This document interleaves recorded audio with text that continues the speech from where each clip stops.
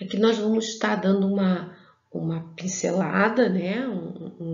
Só para a gente poder vamos dizer assim, nos direcionar aí através de um mapa, né? De ativação neural, né? Cerebral no momento da leitura. Hoje nós temos ao nosso favor os exames de neuroimagem, onde a gente pode estar mapeando os procedimentos na hora da leitura, né? Como que funciona o cérebro, como que é ativado o cérebro na hora da leitura. Então, hoje a gente já tem um domínio sobre quais são as dificuldades, por que geram essas dificuldades de processamento aí no aprendizado disléxico. Isso é fundamental, isso é muito importante, né? Porque esses exames eles nos dão uma precisão. Então, são exames de alta tecnologia, de alta precisão, e que a gente pode, então, ter essas informações como informações diagnósticas, né, desse paciente. Então, o dislexo terá mais dificuldades de fazer uma relação fonema-grafema, ou seja, som e representação gráfica. Então, o dislexo ele vê, né, mas ele não consegue processar o som, né, a parte fonológica da palavra. Então, muitas vezes eu vou falar, gente, aqui, eu já falei várias vezes, eu não sei se aqui no portal eu falei, mas eu sempre coloco, sempre falo, né, da minha experiência, eu sou dislexa, fui diagnosticada no começo ainda da infância, né, lá no processo de alfabetização, e apesar de eu ter um bom rendimento escolar, eu tinha uma enorme dificuldade em fala, né? Eu falei muito tarde, eu falei com 6 anos de idade, 6 para 7 anos, e incorretamente, que isso é, né, bem grave. Você adquirir a linguagem tardia já é algo significativo no desenvolvimento humano, e incorretamente. Então, eu não tinha fluidez na minha fala. Tinha palavras, e tem palavras até hoje, que eu seleciono mentalmente, assim, para eu estar falando aqui com vocês. O meu processamento de escolha de palavras, ele é muito rápido, mas é também seletivo, né? Tem palavras que eu penso até em empregar, mas que eu processo a não verbalização dela, porque eu não sei como que vai sair, né? Então eu desenvolvi, eu acho que cada indivíduo desenvolve um processamento, né, de qualidade de comunicação, né? E eu tenho essa, assim, é muito cansativo para mim, muito cansativo mesmo, mentalmente, quando eu acabo de dar uma aula de 1 hora, 2 horas, às vezes, ou uma palavra, às vezes cursos, né, que são cursos compactos, que a gente começa na sexta-feira à noite, às vezes vai o sábado inteiro, o domingo inteiro. O meu cansaço físico e mental, ele é imenso, porque todo o meu processamento de transmissão de informação, ele é muito seletivo, eu consigo separar as palavras que eu vou conseguir falar e as palavras que eu não vou conseguir falar. Então, é uma estratégia que a gente desenvolve, aí cada um tem a sua estratégia, né, de comunicação, de comportamento verbal, né, vamos dizer assim, e porque a dificuldade da fluidez, da compreensão, até mesmo da compreensão mesmo, de você processar toda um raciocínio lógico para o outro, né, para quem está recebendo a minha mensagem, ele é muito cansativo, muito. Mas é necessário que o dislexo ele tenha essa habilidade, né? Então, aqui a questão da relação fonema-grafema, para a gente entender o que a gente vê com aquilo que a gente ouve. Então, esse processamento cerebral, ele tem um prejuízo acentuado no dislexo. Ou seja, de associar o som da palavra com a forma escrita. Então, às vezes, a gente vê uma palavra e a gente não consegue processar o som dessa palavra, né? A dislexia, ela pode, a gente vai ver isso mais à frente, ela pode ter vários tipos de dislexia, vamos dizer assim, várias nuances aí. É um espectro, não deixa de ser um espectro, né? Porque ela pode cada um vai ter uma associação de características.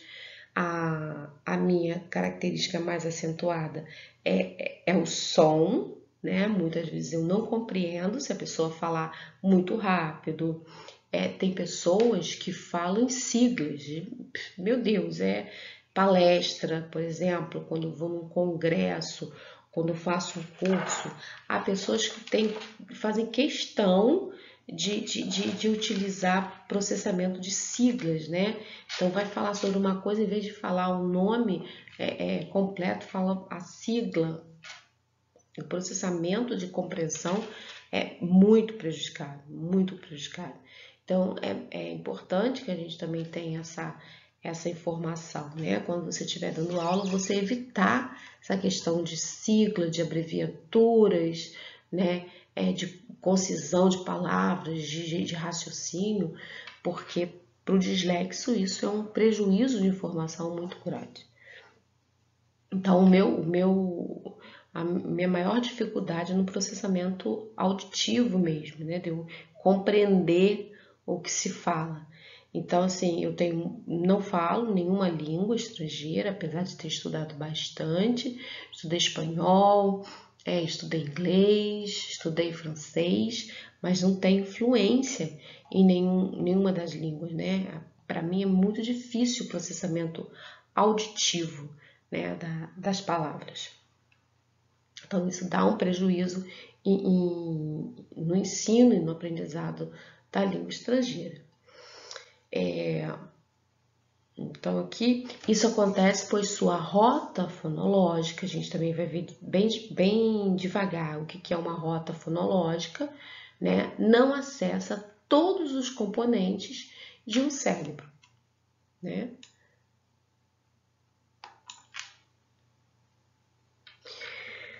Não dislexo acessa. Então, a gente tem uma diferença no processamento cerebral da pessoa não dislexa e da pessoa dislexa. Por isso que a gente evita as comparações humanas, né? Pela neurodiversidade e por questões de ética mesmo, né? A gente tem que ter cuidado com o constrangimento, a gente tem que ter cuidado com o bullying, né? Muitas vezes, às vezes a gente faz um comentário em sala de aula, aquilo pode se tornar um bullying. Então, a gente tem que entender que o processamento cerebral daquela pessoa é totalmente diferente da pessoa com dislexia, totalmente diferente da pessoa com o cérebro não dislexo, né? Como resultado, então vamos aqui, como resultado, a leitura e a escrita pode ser um grande desafio para o aluno com dislexia, que muitas vezes precisará de interpretações que o ajudem a criar estratégias, aqui as estratégias aqui, como eu criei de processamento aqui de palavras, né, na hora da minha verbalização, para esse aprendizado. Então, a gente tem que entender que a compreensão do texto do dislexo é totalmente diferente da compreensão de texto da pessoa não dislexa. Mas por que isso? Porque há um processamento aí, né? Há uma diferenciação nessa rota fonológica da escuta e do processamento visual da palavra. É muito interessante que quando a gente lê, né, quando eu leio um texto, a minha primeira leitura, ela não é nada compreensível, não tenho compreensão de uma leitura inicial. Então, começar a compreender, é muito cansativo. Quando eu só vou começar a compreender um texto, às vezes, a partir da segunda, terceira leitura. E tem mais. Por exemplo, se eu for ler um romance, eu começo do fim. Eu leio os últimos capítulos e começo a ler o livro. Por que isso? Porque quando eu vejo a conclusão dos fatos, eu começo a vincular aí, quando eu começo a ler, eu começo foi uma forma que eu tive de eu manter com atenção o texto, porque eu já sei o que vai acontecer, mas eu preciso saber o processo para aquilo acontecer. Então, foi uma forma, né, uma estratégia que eu utilizo para que eu tenha mais facilidade na compreensão de um livro, como um romance, por exemplo, né? Não um livro técnico. Então, eu já sei o que aconteceu. Ah, o fulano morreu. Mas por que ele morreu? Então, a partir daí, eu vou começar a ler o livro e tudo vai me fazer sentido. Se eu não fizer isso, nada me faz sentido. E uma outra característica da dislexia é a falta de concentração, né? Então, você tem uma perda no processo de concentração. Então, você está lendo, é muito fácil você voar, é muito fácil você ir além daquilo ali. Às vezes, você lê uma frase, aquela frase lhe faz sentido, então você fica ali naquela frase. Às vezes, a gente lê uma vez, você lê duas vezes, você volta ali naquela frase, você não tem. Às vezes você chega no fim da frase, quando você volta no início da frase. Novamente, você lê aquela frase. E às vezes isso se repete por 2, 3, 4, 5 vezes. E aí você tem que forçar mesmo, ter estratégia para você sair daquele processo ali de repetição de leitura. É muito cansativo, gente, de você ler. A leitura para o dislexo é muito cansativa.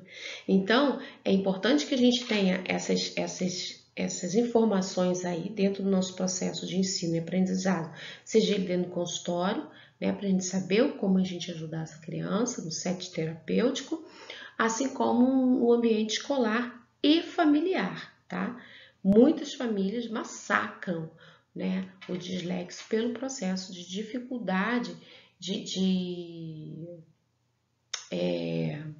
escrita e de leitura, né? A questão da escrita, da redação, em período já no processo de alfabetização, é muito difícil mesmo. Então, é importante que a gente tenha isso, as dificuldades dessa pessoa na questão da dislexia, como que esse cérebro processa é diferente do outro, do não dislexo, né? E dar tempo para que essa pessoa, essa criança, ela construa estratégias de aprendizado, né? Eu sempre gostei muito de estudar, mas o prejuízo da leitura, da fala tardia, ela me impediu muita coisa, né? Ela impediu um processo de avanço significativo dentro da normalidade. E isso é muito cruel para a criança, né? E principalmente quando há esse processo de comparação. É terrível, né? Então vamos lá. Então vamos dar uma olhadinha aqui nesse mapa